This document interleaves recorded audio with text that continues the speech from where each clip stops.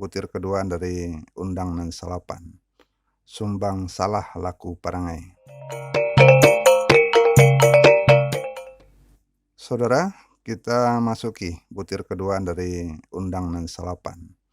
Sumbang salah laku parangai. Sumbang adalah perbuatan yang ganjil dalam pandangan mata orang banyak. Namun sebagian besar belum bisa dijatuhkan hukuman secara adat. Misalnya, seseorang yang bertamu kepada seorang perempuan janda, seorang laki-laki, bertamu atau bertemu dengan seorang istri orang lain. Nah, itu adalah awal dari perbuatan salah. Kemudian, dalam hukum pidana adat, salah adalah lanjutan dari pekerjaan sumbang, bukti awal dari sebuah perbuatan pidana. Perbuatan yang salah itu adalah seperti membawa seorang perempuan pada waktu yang lebih dari yang dapat ditentukan, misalnya pergi 1 hari ke tempat yang tidak diketahui orang, bermalam di tempat tertentu, melarikan seorang anak gadis, apalagi istri orang, atau mengawini seseorang secara melanggar adat. Aturan-aturan adat dilanggar, maka perkawinan itu adalah perkawinan yang salah dalam adat. Nah, sebagaimana biasa, sebuah perbuatan salah adalah sebuah delik pidana, bisa aduan, bisa juga karena tertangkap basah oleh masyarakat. Pada beberapa kejadian, pekerjaan salah itu biasanya ditangkap secara beramai-ramai oleh para paga nagari, para dubalang nagari, atau para pemuda. Misalnya, seorang laki-laki yang bertamu lewat dari jam malam, sudah lewat dari jam 12 malam masih di rumah seorang perempuan, tanpa ada orang lain di sana. Itu sudah masuk dalam perbuatan salah. Maka secara hukum adat, dia bisa langsung disidangkan. Baik disidangkan di tempat atau dibawa ke tempat persidangan yang lebih formal seperti di kantor jorong atau di kantor wali nagari. Saksi, sebagaimana dalam hukum Islam, cukup 2 orang laki-laki. Kalau 2 orang laki-laki memberikan kesaksian, maka kesalahan itu dinyatakan terbukti. Tentu saja seorang saksi akan memberikan kesaksian di bawah sumpah. Jadi perbuatan sumbang salah adalah perbuatan yang berkaitan dengan susila, hubungan antara wanita dan pria. Nah, kesalahan itu ditimpakan atau dituduhkan kepada kedua belah pihak, baik kepada laki-laki yang datang atau pada perempuan yang menerima. Dan hukuman yang paling ringan biasanya adalah permintaan maaf dan tidak mengulangi, dan disaksikan oleh masyarakat. Kemudian ada hukuman atau sanksi tindak lanjut pertanggungjawaban. Seorang laki-laki yang sudah mengunjungi seorang wanita pada waktu yang melebihi ukuran dan wanita itu sah untuk dia nikahi, maka biasanya kerapatan adat atau dubalang nagari akan mendesak mereka untuk menikah. Jadi kalau dalam bahasa biasanya disebutkan itu nikah tertangkap basah atau nikah karena ditangkuk dubalang, tertangkuk basah.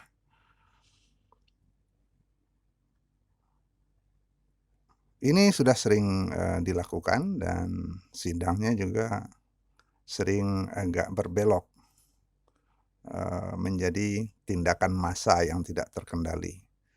Seorang laki-laki yang melakukan tindakan sumbang dan salah, misalnya bertandang ke rumah seorang wanita, apalagi wanita itu janda dan tidak ada orang lain, biasanya dibiarkan lewat waktu dan ditangkap basah, kemudian dihukum oleh massa dengan cara yang tidak sesuai dengan ketentuan adat. Ada yang ditelanjangi, digiring keliling kampung. Nah, sebenarnya ini adalah tindakan yang di luar ketentuan adat. Ketentuan adatnya adalah orang yang tertangkap sumbang salah itu harus diproses sesuai dengan ketentuan acara pidana dalam hukum adat. Nanti kita bicarakan dalam Undang Nendo Baleh, bagaimana memperlakukan seorang yang tertangkap basah melakukan tindakan sumbang salah.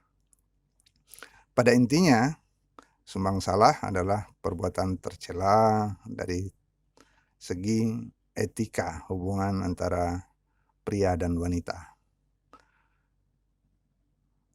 Tertuduhnya atau terdakwanya adalah kedua belah pihak biasanya, dan hakimnya biasanya adalah kerapatan adat nagari yang biasanya dilimpahkan kepada seorang pemuka agama atau angku kali atau qadi atau mufti di sebuah negari atau tuanku. Nah, para dubalang adat biasanya akan bersaksi atas peristiwa itu. Yang sering terjadi, sidang tidak sampai terlaksana, tapi massa sudah bertindak. Sebenarnya yang ideal adalah sebuah tindakan pidana sumbang salah laku perangai ini diproses sesuai dengan hukum acara pidana Minangkabau melalui janjang naik tanggo turunnya sampai ke jorong, sampai ke nagari, sampai kepada qadi atau mufti atau tuanku di nagari. Kemudian harus ada pihak-pihak yang dimintakan pertanggungjawaban di samping dua orang yang didakwa atau yang menjadi tertuduh. Apakah itu dubalang kaum dari si wanita atau dubalang nagari. Sebagaimana tindak pidana yang lain, bentuk sanksi atau jenis sanksi terhadap pelanggaran sumbang salah itu ditetapkan oleh para hakim adat yang terdiri dari Tungku Tiko Sejarangan di Kerapatan Adat Nagari. Di sana dihadirkan ada penghulu, ada ulama, dan ada dubalang adat. Nah, sama dengan tindak pidana lain, sanksi itu tergantung berat atau ringannya tindak sumbang salah tersebut. Mulai yang paling sederhana, hanya teguran, kalau itu masih sumbang. Tapi kalau sudah salah, sampai kepada sanksi denda. Beberapa negari menetapkan denda untuk keperluan fisik nagari, semen untuk jalan, gorong-gorong, dan segala macam.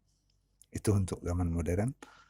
Kalau zaman dulu disuruh kerja sosial, membersihkan tali banda, dan sebagainya.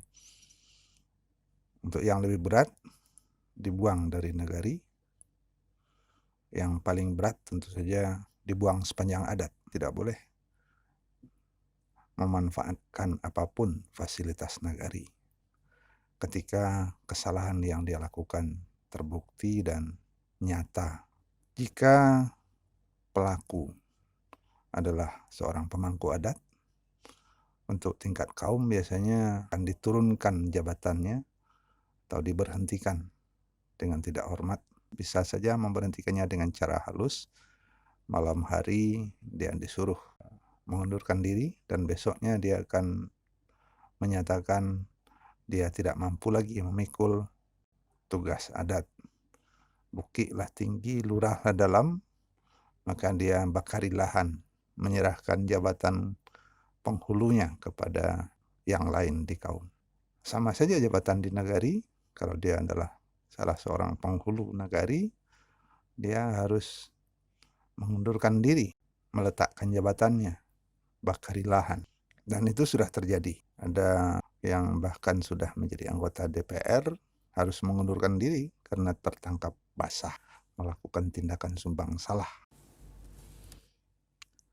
Seorang perangkat adat sama dengan seorang pejabat publik, apakah dia seorang penghulu, apakah dia seorang tuanku, apakah dia seorang perangkat manti, malin, dubalang, atau pejabat publik, semisal wali nagari atau anggota DPRD, jika sudah diputuskan sebagai orang yang bersalah secara adat, melakukan tindak pidana sumbang salah, biasanya diberi sanksi untuk menanggalkan jabatan adatnya ataupun jabatan publiknya lebih tinggi. Saudara, itu jumpa kita kali ini. Kita lanjutkan dalam episode selanjutnya.